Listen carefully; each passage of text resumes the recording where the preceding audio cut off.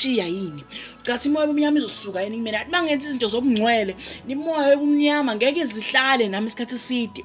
Mangabe ngenza izinto ezilungile, le moya obumnyama ngeke izithanda ukuphila nami. But mangenza izinto ezingcolisayo noma izinto ezingibeka umnyameni, imoya obumnyama uzohleza uhlele eceleni kwami. Uzofuna ukuhleza usondelene nami because mina ngizophenduka ifuel yawo. Kanti mina nginikiwe amagunya uNkulunkulu ukuthi ngibe naye ngumfanekisweni wakhe. Shothi mina lamagunya uNkulunkulu angipha wona sengiyawathatha ngiwasurrender to umoya obumnyama. Mase qhamuka the day of judgment, utshela ukuthi wena uJesu Kristu wena uzobe phethe ifile ephethe izinto zakho. Kanti ifile ezobivela kube kuwena. Wena uyobuvela lapha ukuthi wena uyobuvela umoya obumnyama. You think ukuthi wena uyofika lapha uwena njengoba unjalo, but le moya obumnyama usuyibeke ya-attractor baseceleni kwakho.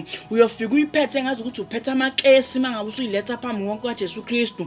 I-judgment nawe uyoyibona kwiskin sakho ukuthi ubumnyama obugcwele kuwena noma umoya obumnyama egcwele kuwena ingakanani kuyobivela laphana. So uJesu Kristu, you think i-judgment yakhe iyobe unfair noma uJesu Kristu kuyobe abantu ebalahla unfairly? Kanti uJesu Kristu uyobe uyiveza laphana unjengoba unjalo nemoya obumnyama yakho. Kanti mangabe usebungcweleni uJesu Kristu uzofika laphana usurrounded by umoya ingcwele. Ucathi uNkulunkulu uzokwazi ukuthi ajudge umoya ingcwele yini because uJesu Kristu washiya nawo. So ngamanye amazwi shuthi salvation yethi kuphi, shuthi ukulunga kwethu nemvuselelo yethi kuphi. Isekutheni thina kumele sijwayeze umoya ingcwele because umoya ingcwele iwona oba yini oba i-fulfillment yethu mangabe siyipresenta phambi kwaNkulunkulu.